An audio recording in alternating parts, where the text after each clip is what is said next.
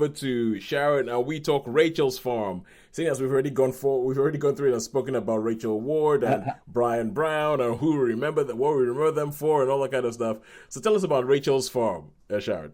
Yeah, this was a film that she made in 2023. She is an actress. She has been sort of acting for many years. Most people in Britain will know her from Thornbirds from 1982, Oh my going back that goodness. long. Oh, is that where they met? That's when they met. They got married in 1982. They met on the set of Thornbirds, and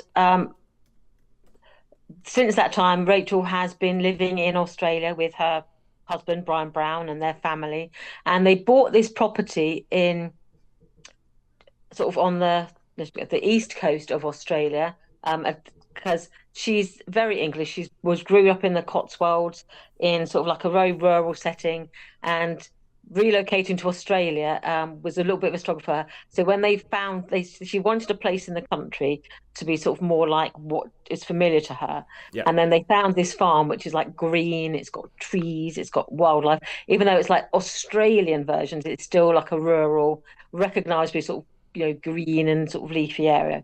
So she's owned this farm for 20 odd years, but a neighbour has managed it. She started a journey in 2023 when they realized basically that the soil was just not producing anything. It was just they ran cattle and they would grow the winter feed. And they were finding that year on year, the yields for their winter feed were just going down and down and down. And then when they did soil analysis, they basically were told, your soil is just dead. Your soil is just, you've done too much. You've put too many pesticides on it and then too many fertilizers on it. And then the soil is basically just given up. You've just got, your land is basically, has been stripped of all its sort of nutritious value. And this film is a journey of when they decided to go to regenerative farming, how they decided to relook at the whole way they farm and how you can take land that has been basically stripped of everything and how you can actually restore it by using alternative farming methods, and how it may be a bit of a struggle at the beginning, but it can actually turn the whole ecology of your farm around. Yeah. And you see her going through these phases over a 2 year period. The film culminates in 2023, but it started sort of 2021, just after the COVID epidemic. And then you see how they deal with the fires that ravaged that part of Australia. They sort of disappeared from our consciousness a little bit, but they were these most devastating fires that burnt through hundreds and thousands of acres of land across Yeah. Australia. And the impact of repeated droughts and then repeated torrential storms. They've gone from having like no rain for 3 years to having a year's worth of rain in 2 months and things like that. So this sort of battling the elements and then trying to regenerate this sort of what should have been an idyll into, but had become, in terms of ecology, a bit of a wasteland. And you Yeah. see, this is her journey, and she's just passionate about it. And she more or less sort of put her directing and put a lot of her film work on the back burner to sort of really invest her time. And when money was tight to sort of keep the farm self-sustaining, she gave up work until became a farmhand and physically did the work, moving cattle and building fences and doing all this stuff It, with her own hands. yeah, sorry, when you started speaking, I was getting, is this like a Australian version of Clarkson's That's Farm the or farm. something? Absolutely, absolutely. It's like rediscovering the land. And the funny thing is, we were talking about how Brian Brown, how we have an image of him as, oh, because the things I remember him from are things like A Town Like Alice, where he plays a ringer, and then you got in Songbirds, he's like this agricultural worker. You always see him wearing a sweaty vest with a sort of cat on.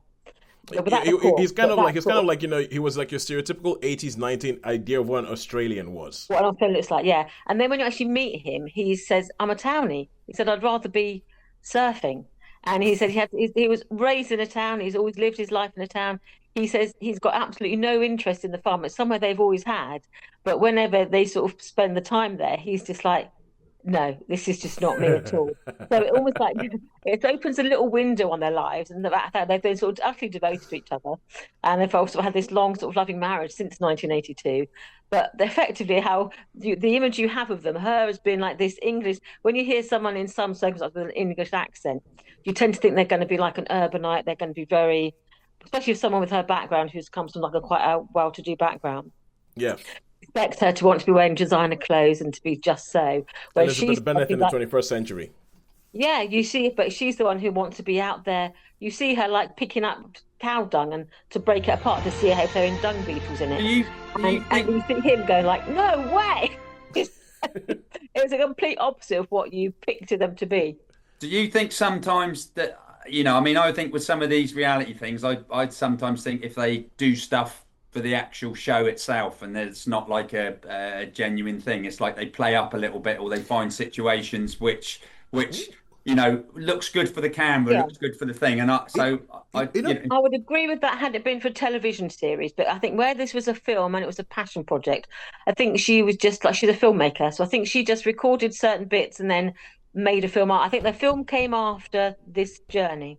Right. So, Okay. so, so, That's cool. I just wondered really because I don't Yeah, normally yeah. watch them because I do wonder with some of these real life things if they're not staged. But now you've put a good point. sorry. I'm sort of like waving my heads around and having bulging eyes and everything like that because when Sean asked that, I had the exact same thought as Sharon, Wow. and I'd never actually thought about that before. I was like, if it's a reality TV series where they have to make 8 episodes per season, then Yeah. 100% they set stuff up to see what happens. If it's a film, I feel like it's a lot less likely because a film you're going to condense like I don't know 2-3 years of stuff down to 90 minutes. You will Yeah. find stuff that will naturally happen in 2-3 years that will fit into a 90-minute film. But anyway, yeah, but that might be with my documentary head on. But anyway, so how many stars will we give Rachel's Farm? No, I really enjoyed it. I mean, I think it has sort of a niche. It's not as because it does not maybe as contrived as Clarkson's Farm. It's not as funny as Clarkson's Farm because that's not what she's there for. She's actually she's passionate about this regenerative farming.